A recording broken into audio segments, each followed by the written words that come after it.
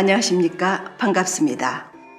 시방 문화야 놀자에 놀러 오신 여러분께 깊은 감사를 드리며 27번째 시간에도 시인 백석 편으로 준비했습니다.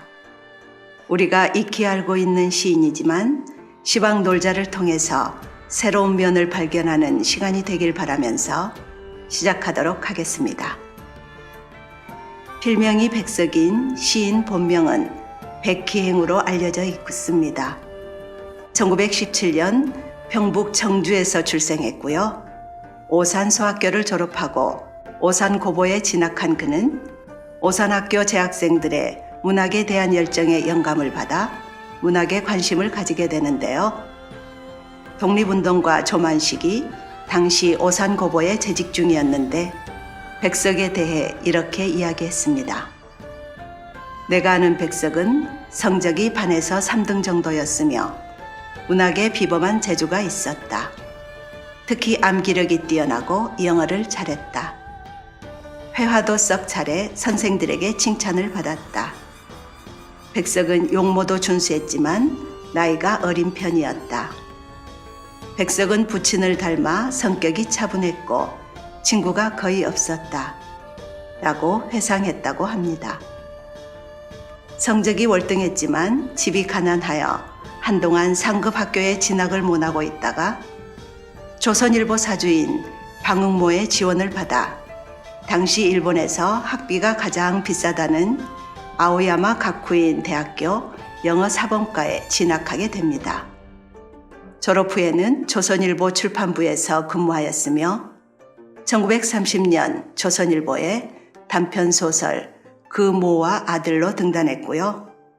1935년에 다시 조선일보에 시 정주성을 발표하며 시인으로 활동을 시작했습니다. 8.15 광복 후에는 스승 조만식의 부름을 받고 평양에서 비서 겸 러시아어 통역으로 스승을 도왔는데요. 조만식이 연금당한 이후로는 시를 쓰는 대신 아동문학을 연구했습니다. 그러다가 1959년 부르주아적 잔재로 비판받고 삼수군의 협동농장 축산반으로 쫓겨났으며 1962년 이후로는 북한 문단에서 아예 사라졌답니다. 그 후 1999년 사망하기까지의 반평생에 대해서는 자료가 거의 없고요. 이렇게 보면 백석을 월북 작가라고 단정 짓는 데는 무리가 있어 보이지만 과거에는 월북 작가라 해서 그에 대한 언급을 피하는 분위기였다면 월북문인의 해방 이전 작품 공식 해금 조치 이후로는 다시 각광을 받기 시작했답니다. 그의 작품들을 보면 당연한 일이었겠지요. 시인의 고향이었던 평안지역 방언을 적극적으로 사용하면서 토속적인 우리말로 민중들의 삶을 노래한 백석. 지금도 많은 시인들이 인정하고 존경하는 시인 백석입니다. 이쯤에서 백석의 시 한 편 감상해 볼 텐데요. 나와 나타샤와 흰 당나귀를 부산시 낭송협회 하정철 낭송가의 목소리로 들어보겠습니다.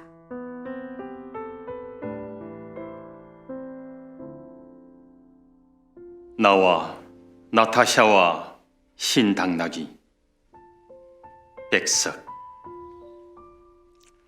가난한 내가 아름다운 나타샤를 사랑해서 오늘 밤은 푹푹 눈이 내린다. 나타샤를 사랑은 하고 눈은 푹푹 날리고 나는 혼자 쓸쓸히 앉아 소주를 마신다. 소주를 마시며 생각한다. 나타샤와 나는 눈이 푹푹 쌓이는 밤 흰 당나귀 타고 산골로 가자. 출출이 우는 깊은 산골로 가 마가리에 살자.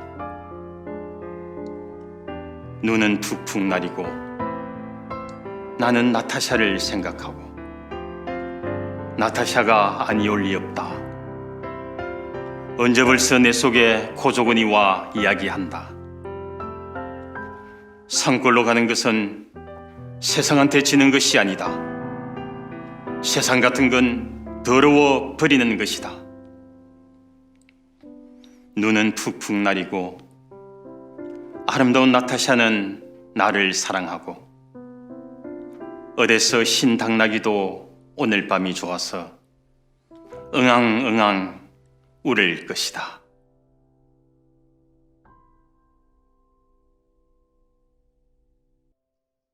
이 시는 1938년에 발표한 시인데요. 나타샤를 사랑하지만 사랑을 이루기 힘든 가난한 처지 때문에 쓸쓸하게 소주를 마시며 그리움과 고독을 달래는 모습을 그리고 있지요. 쓸쓸함과 그리움을 묵직한 목소리로 들려준 낭송 잘 들었습니다. 마지막 연에서 보면 화자는 나타샤를 사랑하는 마음이 깊어 마침내 그녀가 자신을 사랑하는 것으로 생각하게 됩니다. 이는 눈과 흰 당나귀의 순백의 이미지와 결합되어 사랑의 실현과 순수한 세계로 표상되는 산골에 대한 열망을 부각시키고 있습니다. 여기서 이 시에 관한 여담을 하나 해볼까 합니다. 2017년 수능 특강에 실렸고 2018년 고3 모의고사의 지문으로도 출제된 내용인데요. 백석은 천재적인 재능과 훤칠한 외모로 인해 당시 모든 여성들의 선망의 대상이었다고 합니다. 이런 백석의 여성 관계를 표현하듯이 상당히 다양한 여성들이 자기가 저 시의 주인공인 나타샤라고 주장을 했다네요. 그러나 실존 인물이 아닌 톨스토이의 소설 전쟁과 평화의 등장인물인 나타샤 로스토바를 모델로 했다는 해석이 정설로 알려져 있는데요. 나타샤가 누구인지는 백석만이 알 것이고 백석은 각오 없으니 누구를 상상하든지 그건 독자의 자유겠지요. 백석의 연애 상대로는 백석의 제자인 김진세의 누이와 자야라고 불렸던 기생 출신 김진양이 있습니다. 여기서는 김진양에 대해 알아볼까 합니다. 본명이 김영한으로 진양은 기명, 즉 기생의 명칭입니다. 백석이 진양을 자야라고 부르게 된 데는 다음과 같은 이야기가 전해져 옵니다. 진양은 영생 고보 교사들의 회식 장소인 하문관에 갔다가 운명적으로 백석을 만나게 됩니다. 백석은 옆자리에 앉은 진양의 손을 잡고 오늘부터 당신은 나의 영원한 마누라야. 죽기 전엔 우리 사이에 이별은 없어요. 라고 속삭였다고 합니다. 그때 백석의 나이 26, 김영아는 22이었고요.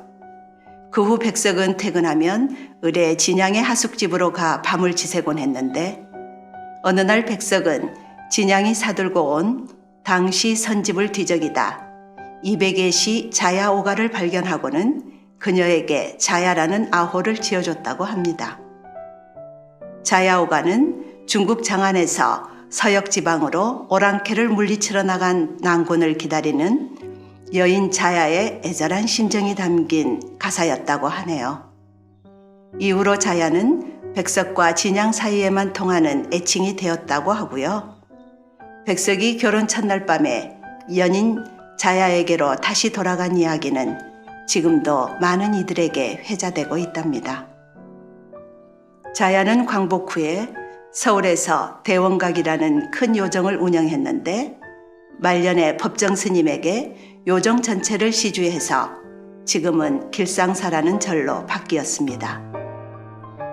자야 생전에 1000억 원이라는 돈도 그 사람의 시 한 줄만 못하다 라거나 사랑하는 사람을 생각하는데 때가 어디 있나 라고 할 정도로 백석을 평생 그리워했다고 합니다. 백석에 관한 여담은 이만 줄이고요.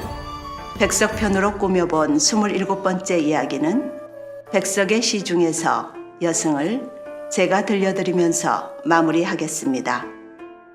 다음 시간에 다시 찾아오겠습니다. 감사합니다.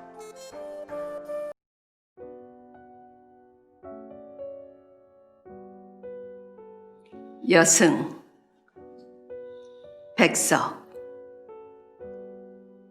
여승은 합장하고 절을 했다.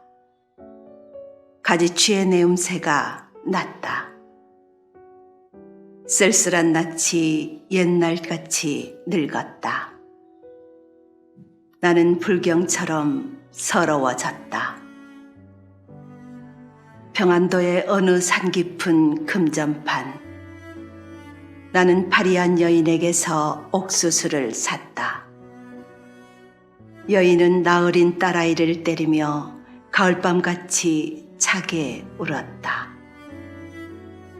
섣벌같이 나아간 지아비 기다려 10년이 갔다. 지아비는 돌아오지 않고 어린 딸은 도라지꽃이 좋아 돌무덤으로 갔다. 산꽁도 설게 울은 슬픈 날이 있었다. 산절의 마당귀에 야인의 머리요리가 눈물방울과 같이 떨어진 날이 있었다.